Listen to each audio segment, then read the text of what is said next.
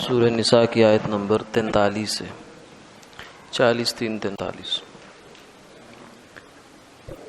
اعوذ باللہ من الشیطان الرجیم بسم اللہ الرحمن الرحیم يا أيها الذين آمنوا لا تقربوا الصلاة وأنتم سكارى حتى تعلموا ما تقولون ولا جنبا إلا عابري سبيل حتى تغتسلوا وإن كنتم مرضى أو على سفر أو جاء أحد منكم من الغائط أو لامستم النساء فلم تجدوا ماء فتيمموا صعيدا طيبا فامسحوا بوجوهكم وأيديكم إن الله كان عفوا غفورا صدق اللہ العظیم۔ اے ایمان والو، اس حال میں کہ تم نشہ میں ہو نماز کے پاس نہ جاؤ یہاں تک جان لو کہ کیا کہہ رہے ہو، اور نہ اس حالت میں نماز کے پاس جاؤ جب کہ تم پر غسل فرض ہو، مگر یہ کہ راستہ گزرنے والے ہو، یہاں تک کہ تم غسل کر لو۔ اگر تم مریض ہو یا تم میں سے کوئی شخص قضاء حاجت کی جگہ سے آیا ہو یا تم نے عورتوں کو چھوا ہو پھر پانی نہ پاؤ تو پاک مٹی سے تیمم کرو، جس سے تم اپنے چہروں کو مل لو اور ہاتھوں کو، بے شک اللہ معاف کرنے والے ہیں، بخشش فرمانے والے ہیں۔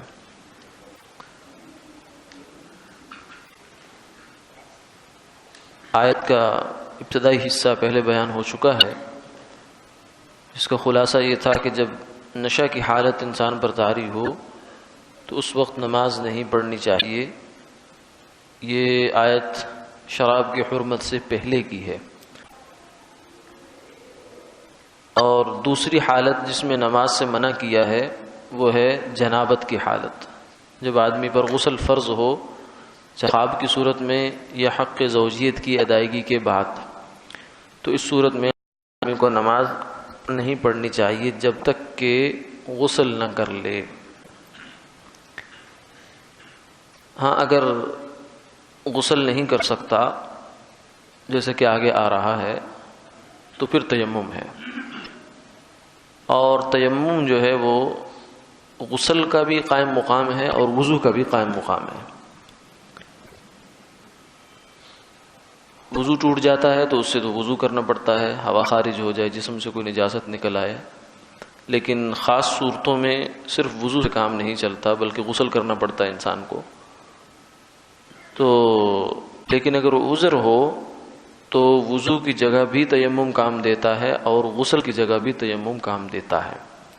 اس لیے آگے پھر جو احکامات ہیں وہ دونوں کو ملا کر بیان کیے گئے ہیں کہ اگر تم لوگ، یعنی پہلا حکم تو یہ ہے کہ غسل کرو، اگر غسل کی حاجت ہے تو غسل کرو، پانی طلب کرو، اگر ٹھنڈا نقصان دیتا ہے تو اس کو گرم کر لو یا اپنے لیے گرم چیزوں کا نظم کر لو، بہرحال جہاں تک ممکن ہو غسل کرو۔ اور اگر تمہیں کوئی مشکل ہو، جیسے مثلا بیماری ہے اور اس میں پانی نقصان دیتا ہے، نقصان دینے کا مطلب یہ ہے کہ یا تو بیماری بڑھ جائے گی یا بہت دیر سے اچھا ہوگا، یعنی وضو تو کر لے گا، مارے باندھے کے کر لے گا مشکل سے، لیکن یا تو بیماری بڑھ جائے گی، تقریباً یقینی ہے، یا پھر یہ ہے کہ یعنی اس کی مقدار تو نہیں بڑھے گی لیکن اس کا دورانیہ بڑھ جائے گا، کہ اگر 3 دن لینے ہیں پہلے مرض نے تو اب وضو کی وجہ سے ہو سکتا ہے وہ 8 دن لے جائے، تو یہ مرض کے اندر عذر ہوتا ہے کہ آپ تیمم کر سکتے ہیں۔ یا اگر انسان سفر میں ہے اور وہاں کوئی اس کو پانی نہیں ملا، سفر کے ہونے پر اول تو وہاں بھی پانی تلاش کرنا پڑے گا، یا آدمی نے قضاء حاجت کی، یعنی یہ آگے وضو کے ٹوٹنے کی اور غسل کے ٹوٹنے کی صورتیں بیان فرمائی۔ فلم تجدوا ماء، ان سب صورتوں میں جب تمہیں پانی نہیں ملا، سفر میں تو ویسے ہی نہیں ملا تو حضر میں البتہ یہ ہے کہ پانی مل تو جاتا ہے بعض دفعہ، لیکن اس کے استعمال پر انسان کو قدرت نہیں ہوتی. تو بہرحال مختلف صورتیں ہو سکتی ہیں. ان کو حکم یہ ہے کہ اس صورت میں وضو کی بجائے تیمم سے کام چلاؤ، اور اس کا طریقہ اسی آیت مبارکہ کے اندر بیان فرما دیا کہ وضو کے اندر تو چہرہ بھی ہے، ہاتھ بھی ہیں، پاؤں بھی ہیں اور سر کا مسح بھی ہے، لیکن تیمم صرف 2 چیزوں کا ہے. اس پر کا مسح نہیں ہے اور پاؤں کا مسح نہیں ہے، پاؤں کا دھونا نہیں ہے، یا اس پر بھی مٹی پھیرنا نہیں ہے، بلکہ صرف 2 چیزوں کو مٹی سے جو ہے وہ اس پر ہاتھ پھیر کر پھر ان پر پھیر لینا ہے. ایک تو چہرہ ہے، یہاں سے پیشانی کے بالوں سے لے کر ٹھوڑی تک، یعنی جتنے حصے پر وضو میں ہم نے پانی بہانا ہوتا ہے اتنا حصہ چہرے کا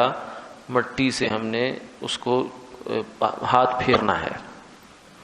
اور دوسری چیز یہ ہاتھ جو ہیں یہ کوہنیوں سمیت، یہ دونوں، تو یہ مٹی سے اس کو کیا جائے گا تو اس سے تیمم انسان کا ہو جاتا ہے. اور صلی اللہ علیہ وسلم نے فرمایا کہ یہ مٹی جو ہے یہ اللہ نے جو مجھے خصوصیات عطا فرمائی ہیں دیگر انبیاء کی نسبت سے، امتیازی خصوصیت، ان میں سے ایک یہ بھی ہے کہ اللہ نے میری امت کے لیے مٹی کو بھی طہارت کی چیز بنا دیا.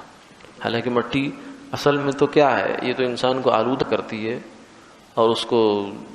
بے حیت کر دیتی ہے، حیت بگاڑ دیتی ہے، لیکن اللہ نے اس کو طہارت کی چیز بنا دیا. اور یہ بھی فرمایا کہ مسلمان کا تیمم چلتا رہتا ہے چاہے 10 سال چلتا رہے، یعنی اگر کوئی اس کے ٹوٹنے کی کوئی وجہ نہیں پائی گئی تو یہ تو تیمم جو ہے وہ وضو ہی کا کام دیتا ہے.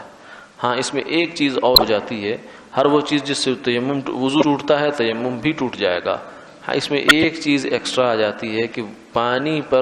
قدرت اگر مل جائے تو تیمم بھی ٹوٹ جاتا ہے. یعنی ایک مسافر تھا، اس کو پانی نہیں مل رہا تھا، اس نے تیمم کر لیا، اب جب اس کو پانی مل گیا تو اس کا تیمم ختم. اسی کو فارسی میں تعبیر کرتے تھے آب آمد تیمم برخاست. جب پانی آ جائے تو پھر تیمم نہیں رہتا، وہ بھاگ جاتا ہے، یعنی ختم ہو جاتا ہے شریعت کی اصطلاح میں. تو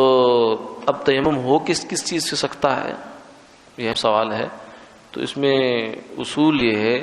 کہ ہر وہ چیز جو مٹی ہے یا مٹی کی جنس میں سے ہے اس سے تیمم ہو سکتا ہے. مٹی یا مٹی کی جنس میں سے ہے اس سے تیمم ہو سکتا ہے. اب کیا چیز ہے کیا نہیں ہے اس کا پھر آگے یہ اصول ہے کہ جو چیز آگ میں ڈالنے سے رف ہو جائے یا پگھل جائے، میلٹ ہو جائے، اس سے تیمم نہیں ہو سکتا. اور جو چیز آگ میں ڈالنے سے نہ راکھ بنے نہ پگھلے اس سے تیمم ہو سکتا ہے. یہ موٹا سا ایک اصول ہے. ہو سکتا ہے کچھ چیزوں میں اس کو تطبیق دینے میں مشکل بھی ہو، لیکن بہت ساری جو چیزیں ہیں وہ اس سے حل ہو جاتی ہیں. اس لیے گھروں میں عموماً جو دیواریں ہوتی ہیں اس میں پلاسٹر ہوتا ہے، اس سے ہو جاتا ہے. لیکن اگر اوپر پینٹ لگا ہوا ہے تو پینٹ بھی بالخصوص وہ جو ذرا وہ جس کے اوپر اس میں پلاسٹک بھی ہوتا ہے تو اس میں نہیں ہوگا. اور پکی اینٹ ہے اس سے بھی ہو جاتا ہے، کچی اینٹ سے بھی ہو جاتا ہے. پتھر اگر کوئی لے آئے انسان صاف ستھرا سا اس سے بھی ہو جاتا ہے. تو پاک مٹی ہو، پاک پتھر ہو، پاک اینٹ کا ٹکڑا ہو تو اس سے تیمم ہو جاتا ہے. اگر کوئی مریض کے ساتھ ایسی صورتحال بعض دفعہ ہسپتال میں بن جاتی ہے، گھروں میں بن جاتی ہے، تو بس پتھر یا مٹی کا کوئی ٹکڑا لے آئیں اور اس پر دونوں ہاتھوں کو 2 دفعہ جو ہے مل کر، ایک دفعہ چہرے پر پھیر لیں اور ایک دفعہ دونوں ہاتھوں پر کوہنیوں سمیت پھیر لیں تو تیمم ہو جاتا ہے. یعنی محض اس وجہ سے انسان کو نماز نہیں چھوڑنی چاہیے کہ میری طہارت نہیں ہو رہی. کبھی کبھی یہ صورتحال جو ہے وہ اس وجہ سے بھی پیش آ سکتی ہے کہ وضو کرانے والا ہی کوئی نہیں. بیچارہ بیمار جو ہے وہ اتنا تو کر سکتا ہاتھ پھیر کر تیمم کر لے، لیکن اٹھ کر پانی لائے وضو کرے یہ اس کے بس کا کام نہیں ہے. تو اس کو بھی چلو گنجائش ہو سکتی ہے. تو نماز بہرحال نہ چھوڑے، بلکہ شریعت نے کہا کہ اس کا تیمم کا اور جو طہارت کا متبادل ہم آپ کو دے دیتے ہیں، لیکن نماز چھوڑنے کی گنجائش نہیں ہے، وہ پڑھنی پڑے گی. آج کا درس یہیں تک.